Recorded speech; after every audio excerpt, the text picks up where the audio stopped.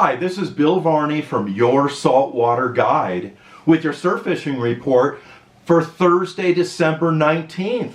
Well, let's start up north again. Let's go all the way up to Santa Barbara and talk about the conditions up there.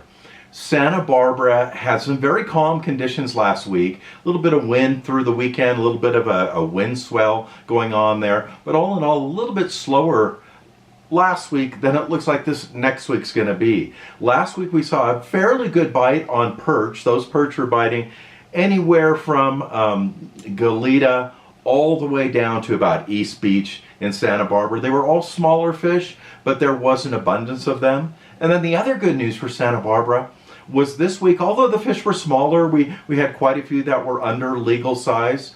There were a handful of halibut caught from Goleta all the way up to the Hollister Ranch, so that would include Refugio State Beach, El Capitan. Those areas have been producing some halibut with these calmer conditions. Look for those conditions next week to change. We're going to see some big swells coming down the coast, and one of the things about these swells is they'll be coming directly out of the west, so there'll be very little to mitigate them other than the Channel Islands. Those swells that make it around the Channel Islands may be fairly big in Santa Barbara. A good area to fish in this upcoming week with those bigger swells, depending on how they hit the coast up in that area, would be down around the harbor area where you have some protection from the harbor and from the wharf. So I would kind of concentrate in those areas where you're going to have some protection from the swells.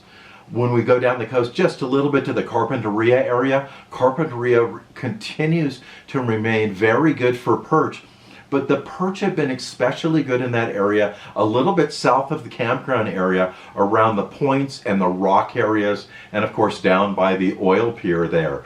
Up in the main area near where you park in Carpinteria, where Main Street is there, it's been very calm up there, very little water movement. The bite has not been as good up there as down a little bit farther with the water moving. With these swells coming in from the west over the next week or so, we may see that change in Carpinteria. As we make our way down to Ventura, Ventura had absolutely excellent perch fishing. Really, really good perch fishing. A lot of the anglers getting maybe 5, 6, 7 perch in a session, and these perch are anywhere from 8 inches to 14 inches. And it's been really good along the stretch from C Street all the way down to Ventura Harbor, along the jetties there, both on the jetties and adjacent to the jetties, have provided some really good fishing in that area.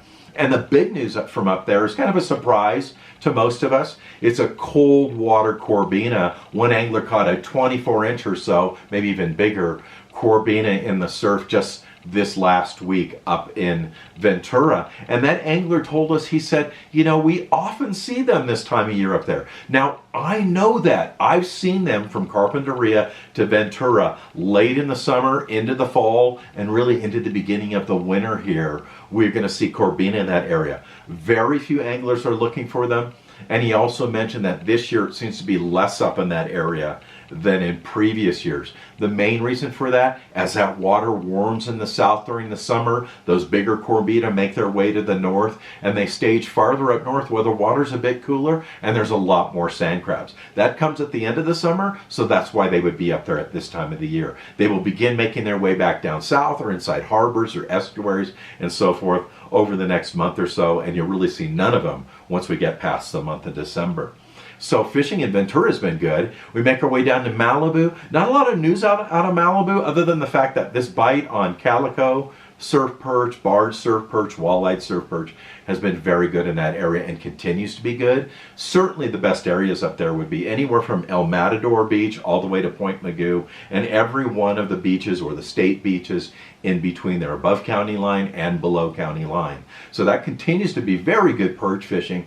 And most of the anglers up there, because of rocks, you have a lot of rocky areas. You do have sandy spots, but rocky areas, they will have a tendency to use live bait in that area. And the way that they do that is they fish the Carolina rig with a very light sliding sinker, like an 1/8 ounce sliding sinker. They shorten their leader way down to about 12 inches and then put a lugworm, a bloodworm, a sidewinder crab, one of those on their hook. Cast it out in or near the rocks. Just be tight to your bait. Wait for that bite. That means that the fish is picking up your hook. It's not going to get snagged in the rocks. Set the hook and pull in the fish. That's really the way to fish those perch up in that area.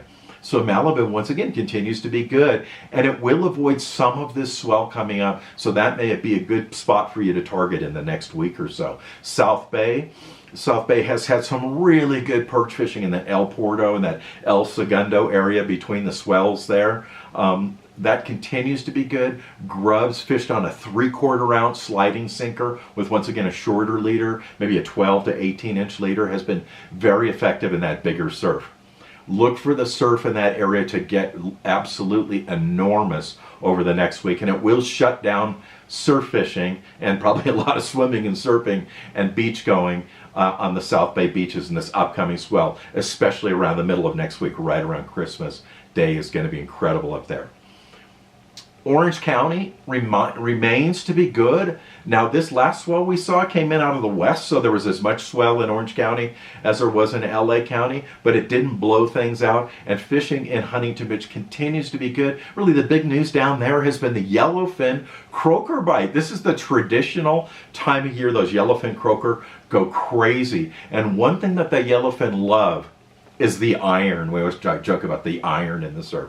And that would be 1/2 ounce, 3/4 ounce crocodiles, Castmasters, any shiny bait like that. And one of the great things about those baits is that you can make a fan casting motion, 10 o'clock, 12 o'clock, 2 o'clock. You can cover a tremendous area of water, making as long casts as possible, retrieving that slowly to shore, slow and fast, or a pull and a reel down to shore, and then fast to shore. And then remembering, when you do get a bite, which were you using? Slow, fast, or stop and go.